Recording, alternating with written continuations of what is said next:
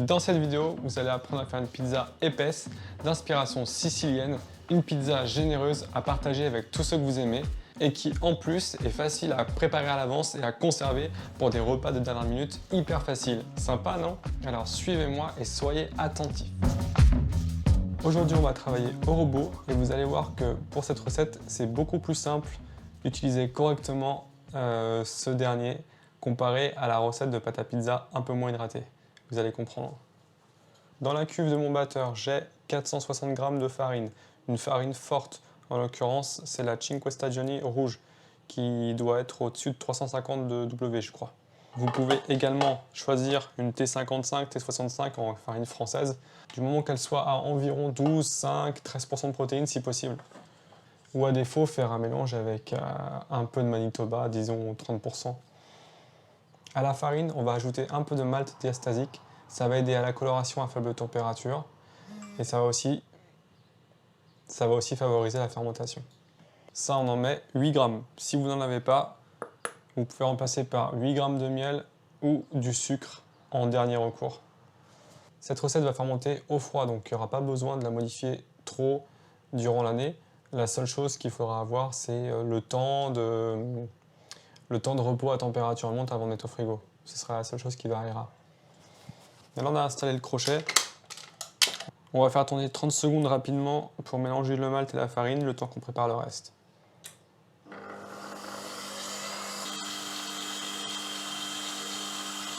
Là, on va ajouter 320 g ou 320 ml d'eau bien fraîche. Et on n'oublie pas la levure fraîche, ici 5 g. Étant donné le taux d'hydratation de 70%, ça va être très simple d'incorporer les ingrédients entre eux. Là, on va laisser tourner 2 minutes environ jusqu'à ce que la farine soit bien hydratée.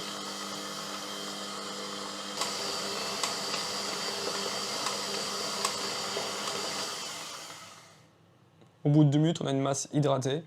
Donc on va pouvoir relever la tête du pétrin et continuer la recette.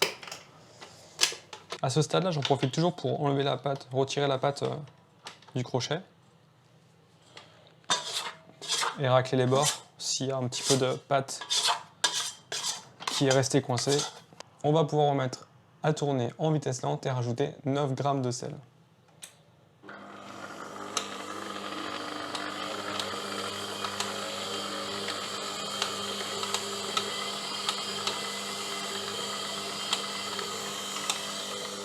Puis on va ajouter une cuillère à soupe d'huile d'olive. Toujours pendant que le pétrin tourne.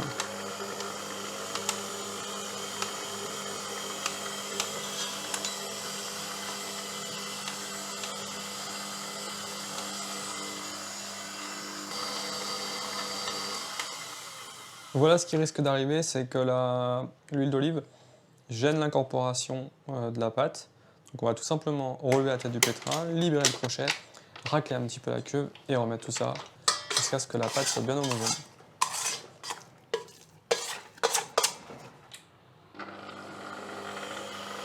Le temps total de travail sera aux alentours de 6 minutes. Là, la pâte est homogène, on a intégré correctement l'huile d'olive. Et on ne va pas aller plus loin parce qu'on va faire des séries de rabats durant l'heure de repos qui suit. On récupère bien la pâte partout. Elle est collante mais pas ingérable. En tout cas si vous avez la bonne farine.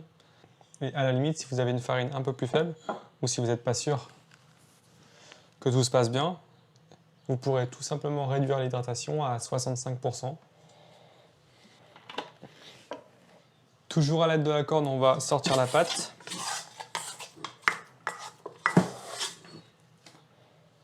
À côté, on prépare un saladier avec un peu d'huile d'olive dans le fond ou d'huile neutre.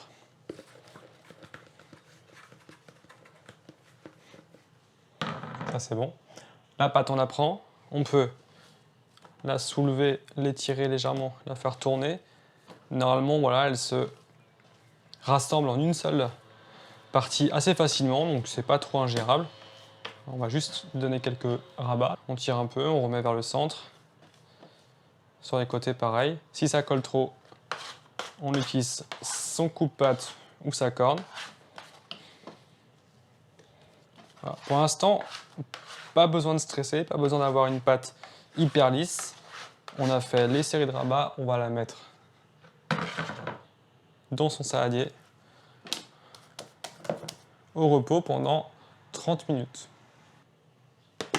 Bien sûr, n'oubliez pas de couvrir. Après cette phase de repos, on va faire un autre rabat. Donc à nouveau sortir la pâte. J'aurais pu mettre un peu d'huile d'olive de l'autre côté, comme ça aurait moins collé au plan de travail. Si vous voulez faire, ça peut être une bonne idée. Sinon, avec la corne ou le coupe-pâte. Donc on procède pareil, on tire un peu la pâte, on la ramène vers l'intérieur. On tire et on ramène vers l'intérieur. La même chose les autres extrémités.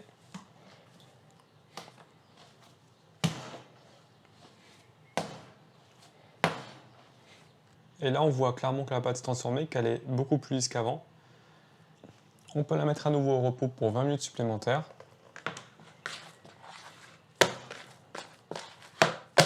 Cette fois-ci en retournant la pâte, comme ça il y aura un peu d'huile partout.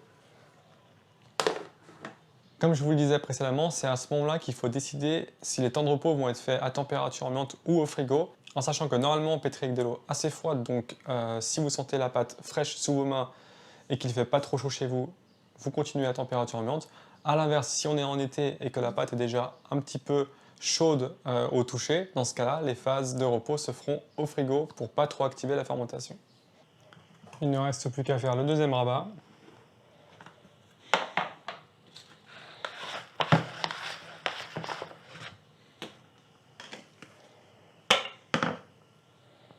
Toujours pareil, on prend les extrémités et on les rabat vers le centre.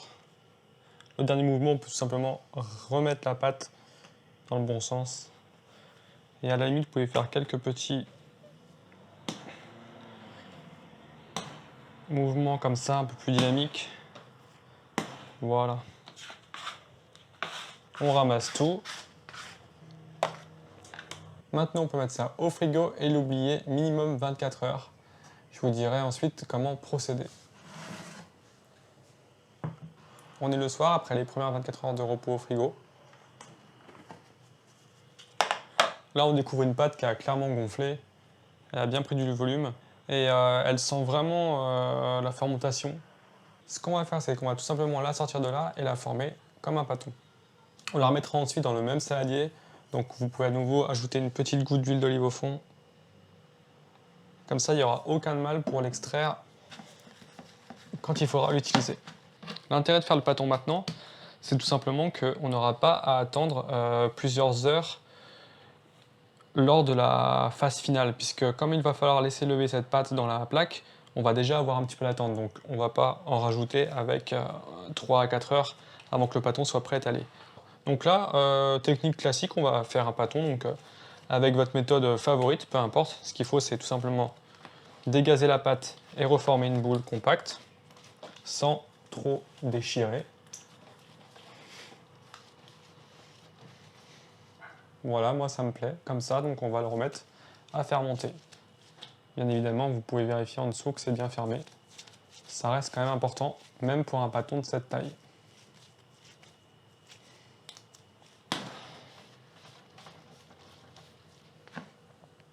Je le remets dans mon saladier.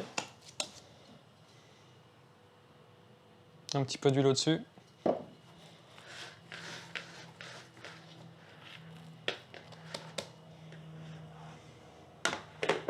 Et on laisse tranquille jusqu'à demain.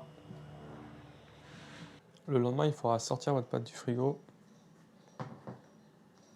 Ça dépend un peu de la saison, encore une fois. 1 heure, c'est bien, 1 heure et demie. Ça peut être un peu plus long quand il fait plus frais. Le but, c'est qu'elle soit pas trop froide quand on commencera à l'étaler.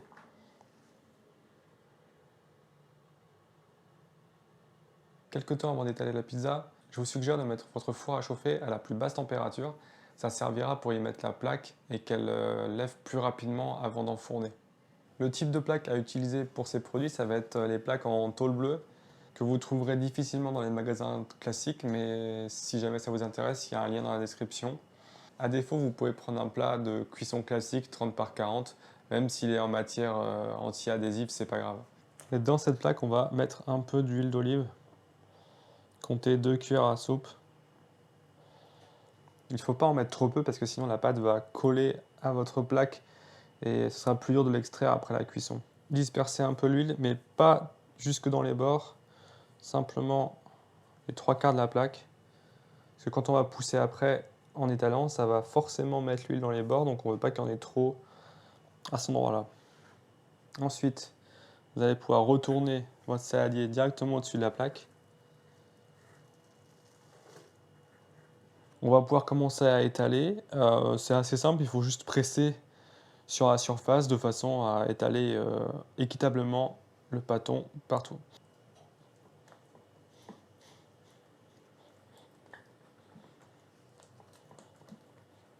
Il y a de grandes chances que lors de votre premier passage, la pâte ait encore un petit peu de ténacité et qu'elle se rétracte après l'avoir étalée. C'est pas très grave, vous continuez simplement à étaler jusqu'à ce que vous constatiez que la pâte ne se laisse plus faire. Et là, on laissera un petit temps d'attente, un quart d'heure, 30 minutes maximum, peu importe. Et ensuite, ce sera beaucoup plus simple de continuer et d'amener la matière vers les bords. Après 20 minutes de tranquillité, on va pouvoir terminer l'étalage de la pâte. On peut soulever légèrement et tirer pour faciliter. Et on fait ça partout jusqu'à ce que la pâte soit bien calée dans la plaque. Une fois que ça c'est fait, vous pouvez la laisser sur le plan de travail si vous n'êtes pas trop pressé. Pensez à la couvrir avec du film alimentaire dessus pour éviter que ça sèche, même s'il y a un peu d'huile, on ne sait jamais. À l'inverse, si vous êtes un petit peu pressé et que vous voulez raccourcir le temps de lever, dans ce cas-là, vous pouvez la mettre dans le four qui a été préchauffé à sa plus basse température et vous laisserez comme ça jusqu'à ce que la pâte ait atteint à peu près le rebord de la plaque. Pour le FNO, je règle 230 en haut et légèrement moins fort en bas, tout simplement parce que contrairement à la pizza romaine en plaque, elle va rester plus longtemps au four, donc on n'a pas besoin d'un surplus d'intensité en bas pour cuire le dessous de la pâte. Après 1 heure, elle a assez poussé à mon goût. Ici, il y avait moins de matière, donc c'est un peu plus bas, mais sinon, elle a un bon volume. Il faudra juste faire attention à une chose. Si vous voyez qu'elle commence à avoir vraiment trop de microbules comme ça, c'est qu'elle est probablement un petit peu trop poussée, donc il ne faut pas aller trop loin dans le temps non plus. En tout cas, celle-là, elle est prête. On va la mettre en pré-cuisson, à blanc. Et on va laisser ça comme ça pendant une dizaine de minutes à peine. Et dans un four ménager, vous réglerez à 230 en mode statique et vous enfournerez dans la partie basse du four pour environ 10 à 12 minutes. Surveillez bien la coloration. Il faut que ce soit doré comme ça. Là, c'est déjà un peu trop, mais ça passe. Pas plus en tout cas.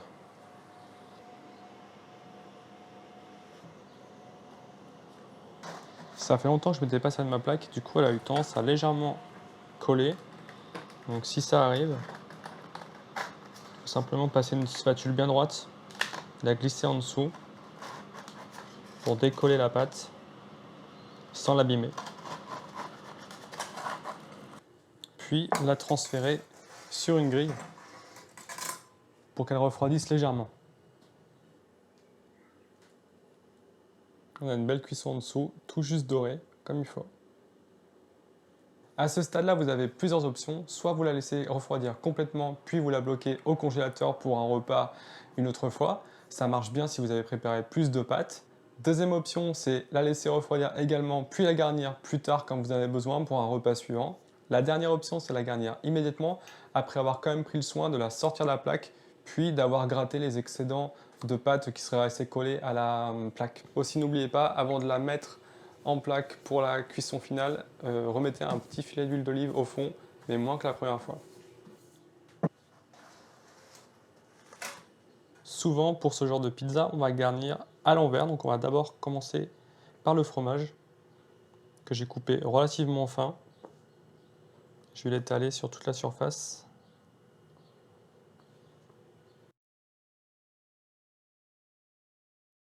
L'ingrédient qui vient ensuite, ça va être la sauce tomate. Donc on va essayer de la répartir partout. C'est pas hyper simple de l'étaler après, donc au pire, si vous l'avez mis en petites touches comme ça, c'est pas très grave, ça va quand même se répartir sur la pizza. Et sinon, vous pouvez essayer de l'étaler Là, il faut vraiment pas mettre de pression sur la cuillère, il faut y aller très très léger. Sinon, ça va déplacer tout le fromage. Évidemment, si vous voulez mettre autre chose dans la pizza, vous pouvez l'ajouter maintenant. Et on remet ça au four pendant 7 à 10 minutes également. Il faut juste contrôler l'aspect de la pizza. Quand c'est bien cuit, qu'on voit que le fromage commence à caraméliser, c'est OK.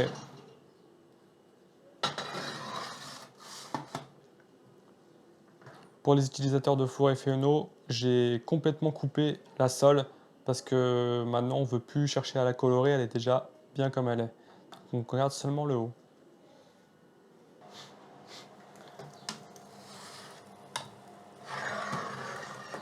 Là c'est parfait, il ne reste plus qu'à sortir de la plaque.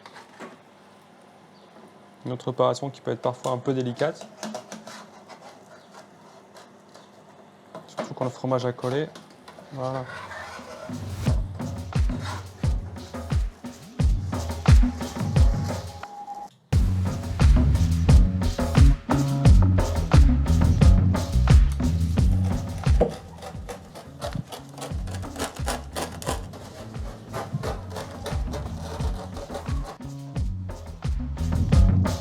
Malgré son épaisseur, cette pizza est vraiment très légère et hyper croustillante à la base. Si vous n'avez jamais essayé, je vous la conseille vivement et vous serez à coup sûr le héros de votre famille ou de votre cercle d'amis. D'autant plus qu'elle est vraiment simple à réaliser. J'espère que cette vidéo vous a plu et que vous avez appris plein de choses. J'ai hâte de vous retrouver dans la prochaine et d'ici là, comme d'habitude, prenez bien soin de vous. Ciao!